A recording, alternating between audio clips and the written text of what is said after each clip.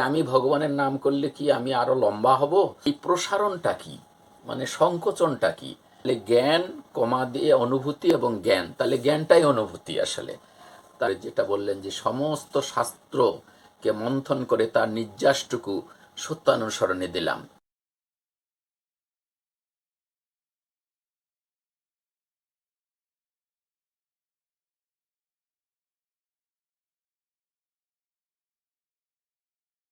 অনুভূতি তো বটেই। শ্রী শ্রী ঠাকুর বললেন যারা অনুভূতির খুব গল্প করে অথচ সেটা প্রকাশ পায় না, সেটা কল্পনা মাত্র। তাহলে অনুভূতিটা হলো আমরা করে করে ওই বিষয়ের প্রতি যেটা উপলব্ধি করি। তো ঠাকুর এই কথা খুব করে আমাদের বলেছেন, এই কারণে যে আমাদের কথায় আর কাজের মিল। ঠাকুর বলেছেন কথায় কাজে মিতালি হলে তবেই তাকে প্রকৃত বলে। যেমনি কথায় তেমনি কাজে সে লোকটি নয়কো বাজে। তাহলে কথা আর কাজ এই জিনিসটা মিল থাকতে হবে। মিল না থাকলে আমাদের কিছুই হচ্ছে না, এক কথায় আর কি। তো ঠাকুর এক জায়গায় বললেন, প্রথমে যে সত্যানুসরণে ঠাকুরের যেটা বললেন যে সমস্ত শাস্ত্রকে মন্থন করে তার নির্যাসটুকু সত্যানুসরণে দিলাম, এরকম কথা পাই। তাহলে সেখানেও তিনি বলেছেন যে সব মতেই সাধনা বিস্তারের জন্য, তবে তা নানা প্রকারের হতে পারে। তাহলে যত মত আছে সবগুলি কিন্তু সাধনা বিস্তারের জন্য, তবে তা নানা প্রকারের হতে পারে। আর যতটুকু বিস্তারে যা হয় তাই অনুভূতি জ্ঞান। তাহলে জ্ঞান কমা দিয়ে অনুভূতি এবং জ্ঞান, তাহলে জ্ঞানটাই অনুভূতি আসলে। তাহলে ঠাকুর বললেন যে কোনো মতে সব মতেই সাধনা বিস্তারের জন্য। সাধনা বিস্তার কি? এই বিস্তারের কথাগুলি, বিস্তার মানে প্রসারণ। ঠাকুর বলছেন সংকোচই দুঃখ আর প্রসারণই সুখ। এই প্রসারণটা কি, মানে সংকোচনটা কি, এই জিনিসগুলো একটু আমি বুঝার খুব চেষ্টা করি। আর এরকম আপনাদের মতো বড় বড়দের সঙ্গে একটু মিশতে চাই, সঙ্গ করতে চাই, এই কারণে যে তাহলে সেই ভুলগুলি আমার কাছে ধরা পড়বে।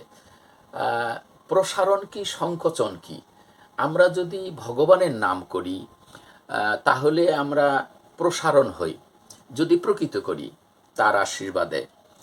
আর সংকোচন কি? তাহলে প্রসারণটাই বা কি? এক যদি বাহ্যিক সংকোচন প্রসারণ, মানে আমি পাতলা পুতলা দেখতে আমি আরও মোটা সোটা হয়ে গেলাম, চওড়া হয়ে গেলাম, বড় লম্বা হয়ে গেলাম।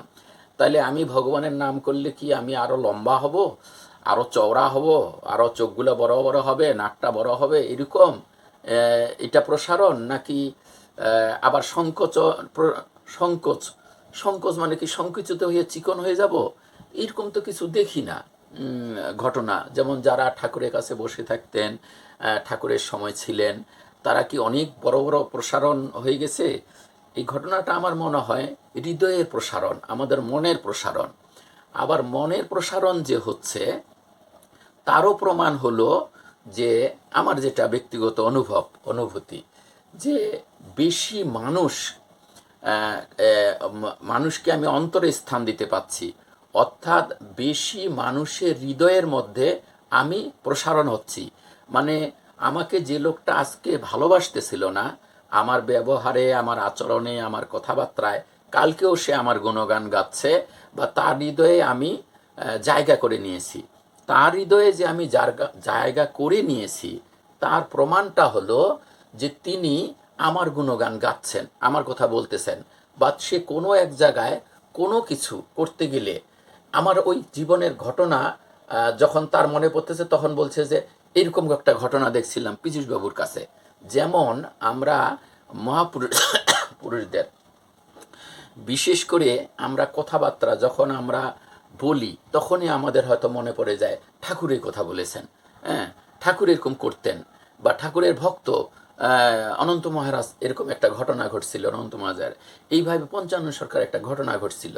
এই জিনিসগুলো যখন মনে পড়ে যাবে তখন তার মানে ওই উনাকে আমি আমার হৃদয়ে স্থান দিয়েছি। আমার হৃদয়ে স্থান দিয়েছি এটা বলা যাবে না, তিনি আমার হৃদয়ে জায়গা করে নিয়েছেন।